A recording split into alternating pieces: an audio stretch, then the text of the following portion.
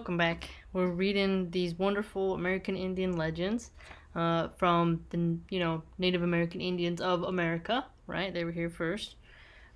This is what survives and has been cataloged of their oral traditional storytelling, and it's their folklore, it's their myths, it's their legends, and there's collections from different tribes, and it's been amazing so far. Okay, we're on page 11, and this is titled Corn Mother by the Penobscot tribe. And I'm not going to make, every name correct when it comes to pronunciation. It's a dead language, so I'm trying my best. What the buffalo represented to the nomadic tribes of the plains. Corn was to the planting people of the east and the southwest the all-nourishing sacred food, the subject of innumerable legends and the central theme of many rituals. Derived from a wild grass called teosinte, corn was planted in Mexico's Tehuacan Valley as early as 8,000 years ago. The oldest corn found north of the border was discovered in New Mexico's Bat Cave. It is about 5,500 years old. That's old. Wow. The Hopis say, Moi Ima makes corn. Everything grows on his body. He is short, about the height of a boy. He has a female partner. Every summer he becomes heavy. His body is full of vegetables, watermelon, corn, squash. They grow in his body. When the Hopi plant, they invariably ask him to make the crop flourish. Then their things come up, whether vegetables or fruit. When he shaves his body, the seeds come out, and afterward his body is thin. He used to live on this earth and go with the Hopi. Whoa. When things grow ripe, he becomes thin and is unhappy. He stays in the west.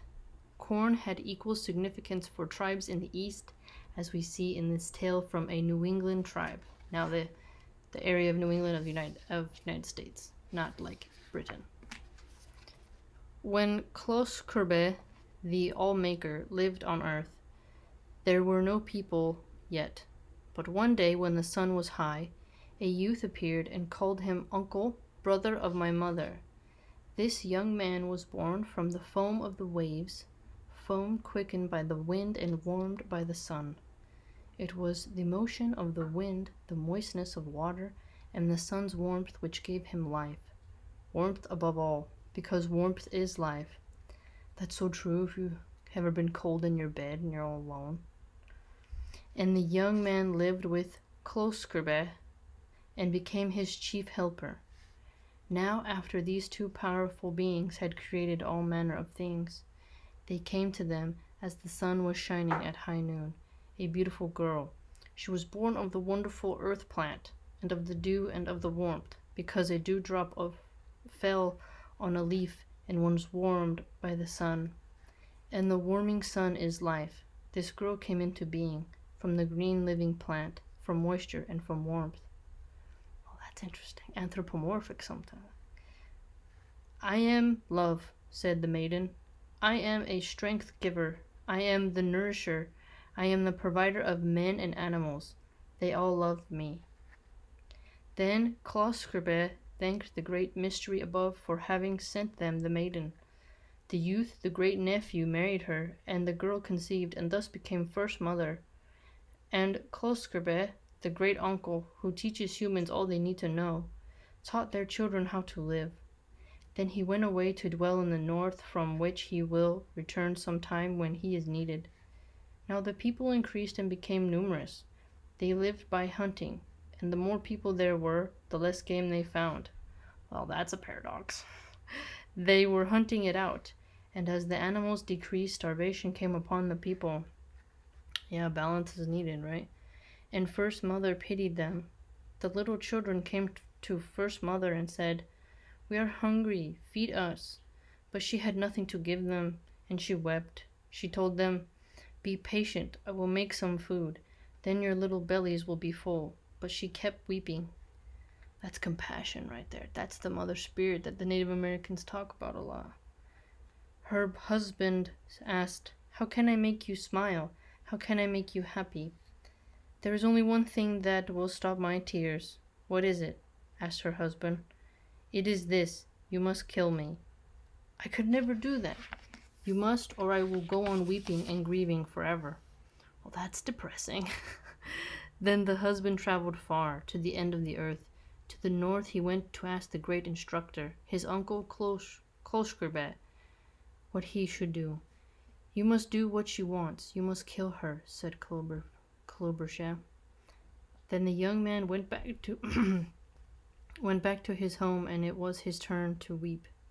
But First Mother said, Tomorrow at high noon you must do it. After you have killed me, let 2 of our sons take hold of my hair and drag my body over that empty patch of earth. Let them drag me back and forth, over every part of the patch, until all my flesh has been torn from my body. Well, that's... What? That's a deep thing to ask somebody. Let's see what happens. She's probably going to go into the soil or something like that. Afterward, take my bones, gather them up, and bury them in the middle of this clearing. Then leave that place. She smiled and said, Wait 7 moons and then come back, and you will find my flesh there, flesh given out of love, and it will nourish and strengthen you forever and ever. So it was done. The husband slew his wife and her sons, praying, dragging her body to and fro as she had commanded, until her flesh covered all the earth. Then they took up her bones and buried them in the middle of it. Weeping loudly, they went away. When the husband and his children's children came back to that place after 7 moons had passed, they found the earth covered with tall green tassel plants. The plant's fruit, corn, was First Mother's flesh, given so that the people might live and flourish. Get it? Okay. So I've played in corn mazes before. And if you think about it, remember how in the story they said wipe her to and fro? You know when you go to cultivate corn, you have to go down in a row, right? And when you sow corn, you have to do rows. And you can walk through the cornfields. And you can also cut mazes and stuff. But this is very interesting how this is explaining that kind of lore and actual the way you actually grow the crop. Given so that the people might live and flourish. And they partook of First Mother's flesh and found it sweet beyond words. Following her instructions, they did not eat at all, but put many kernels back into the earth. In this way her flesh and spirit renewed themselves every 7 months, generation after generation. And on the spot where they had burned First Mother's bones, there grew another plant, broad-leafed and fragrant. It was First Mother's breath, and they heard her spirit talking. Burn this up and smoke it. It is sacred. It will clear your minds, help your prayers, and gladden your hearts. And First Mother's husband called the first plant Skarmunal, corn, and the second plant Uchumarmurwaye, tobacco.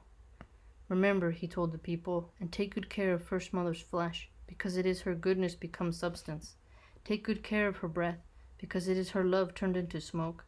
Remember her and think of her whenever you eat, whenever you smoke this sacred plant, because she has given her life so that you may live. Yet she is not dead, she lives. In undying love, she renews herself again and again. Retold from the 3 19th century sources, including Joseph Nicolar. Wow.